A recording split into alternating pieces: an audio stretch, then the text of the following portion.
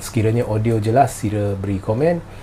Tujuan saya membuat benda ni adalah kerana benda ni dalam pelbagai bentuk telah saya bicarakan, bincangkan, huraikan, perincikan dalam live-live yang lepas. Tetapi hari ini saya akan menyusunnya secara tertib supaya anda mudah faham.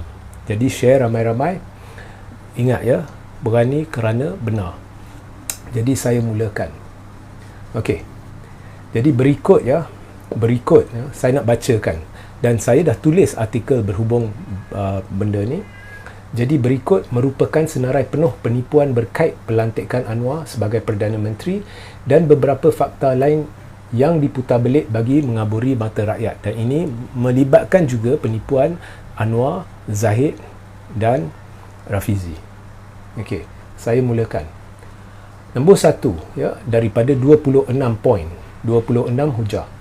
Nombor 1, Anwar bukan Perdana Menteri Kerajaan Perpaduan.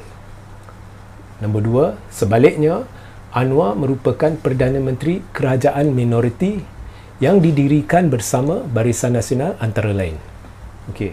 Nombor 3, kerajaan ini hanya bertukar menjadi kerajaan majoriti setelah keabsahannya dibuktikan menerusi usul percaya di Dewan Rakyat. Nombor 4, usul percaya ini boleh dilakukan sama ada secara langsung atau tidak langsung menerusi undian belanjawan hujung bulan ini. Okey, itu 4 poin pertama berhubung jenis kerajaan. Jadi sekarang saya akan bacakan poin-poin seterusnya merujuk kepada pelantikan Anwar sebagai Perdana Menteri. Baik. Nombor 5. Apabila yang dengar baik-baik ya.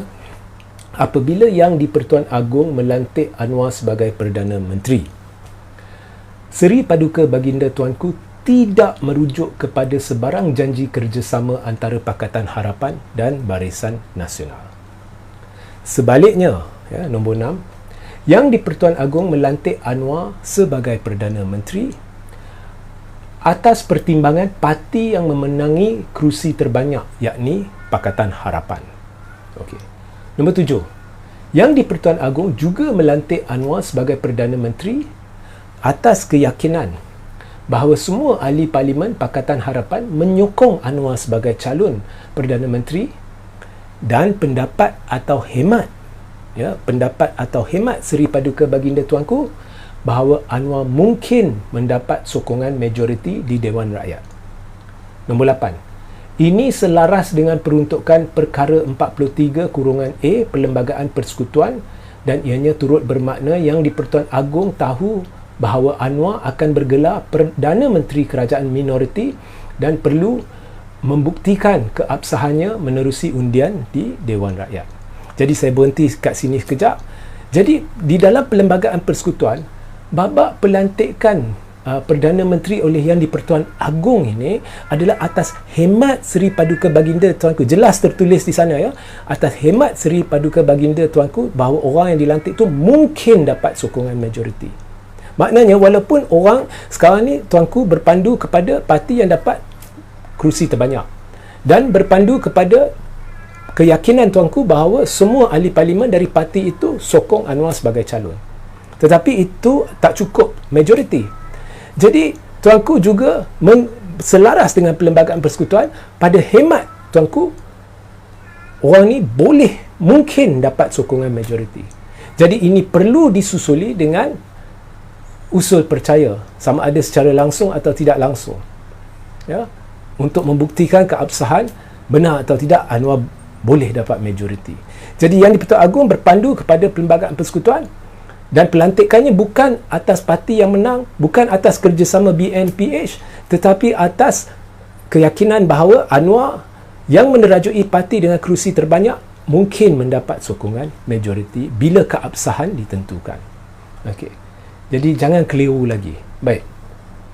Yang di-Pertuan Agong nombor 9.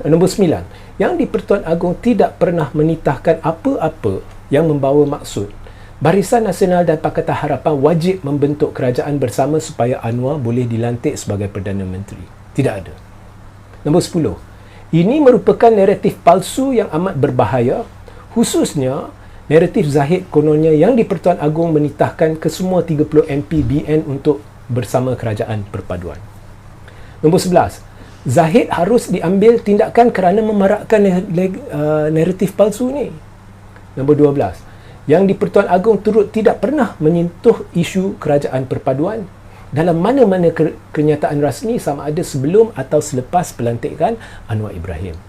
Nombor 13. Sebaliknya, yang di-Pertuan Agong hanya menitahkan agar kerajaan yang dibentuk perlu stabil, tidak lebih dari itu.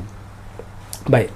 Sekarang saya akan ceritakan penipuan-penipuan Zahid dan Barisan Nasional beberapa, ya. Nombor 14. Zahid telah melanggar ketetapan dasar UMNO yang diputuskan menerusi Perhimpunan Agung UMNO Mac lalu. Ketetapan ini bukan hanya melarang, ya, nombor 15. Ketetapan ini bukan hanya melarang UMNO bekerjasama dengan Anwar atau DAP.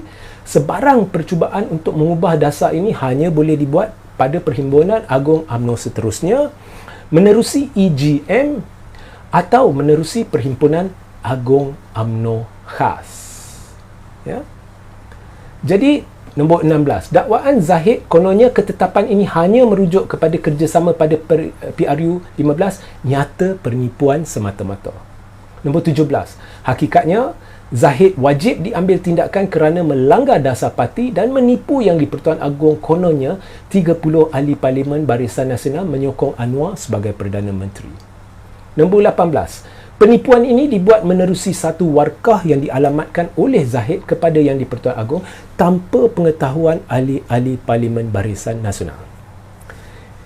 Yang lebih pelik dan mengejutkan, nombor 19, warkah ini muncul sehari selepas Zahid mendapat persetujuan kesemua ahli Parlimen Barisan Nasional bahawa mereka akan kekal sebagai pembangkang dan tidak menyokong mana-mana calon Perdana Menteri sama ada dari Perikatan Nasional maupun Pakatan Harapan. Baik, sekarang saya akan cerita pula penipuan Anwar dan PH. Nombor 20. Anwar sah menipu kononnya kerajaan pimpinannya akan memerangi kleptokrat serta tidak libatkan kluster mahkamah. Nombor 21. Penipuan ini menjadi nyata apabila Anwar melantik Zahid sebagai timbalan Perdana Menteri dan memberikan Zahid portfolio kementerian. Nombor 22. Anwar juga membelakangkan janji Pakatan Harapan kononnya Perdana Menteri dari gabungan itu tidak akan memegang portfolio tambahan dari mana-mana kementerian. 4 lagi, ya. Nombor 23. Rafizi Ramli sah menipu kononnya Azam Baki akan ditangkap sekiranya Pakatan Harapan memenangi pilihan raya umum ke-15. Nombor 24. Rafizi sah menipu kononnya beliau akan menjadi orang pertama yang bersuara sekiranya Pakatan Harapan menjalinkan kerjasama dengan Barisan Nasional. Nombor 25. Lim Kit Siang sah menipu kononnya DAP tidak sekali-kali akan bekerjasama dengan kleptokrat. Dan nombor 26. Pakatan Harapan sah menipu kononnya gabungan itu tidak ada pilihan melainkan bekerjasama dengan Barisan Nasional dan melantik Zahid sebagai timbalan Perdana Menteri, yang juga merupakan naratif yang dimainkan oleh laskar-laskar cyber di media sosial. Ya. So, sebagai penutup, ada orang bertanya saya, adakah kerajaan ini stabil? Ini saya dah jelaskan dalam satu live. Anda boleh rujuk dalam YouTube Regi Jesse Ritaudin bahawa kerajaan Anwar tidak dapat bertahan sebab-sebab saya berkata demikian. Dan ada orang pula bertanya pula kepada saya, bila saya kata tidak bertahan macam mana tu, itu saya tidak ingin komen. Ya, saya tidak ingin komen.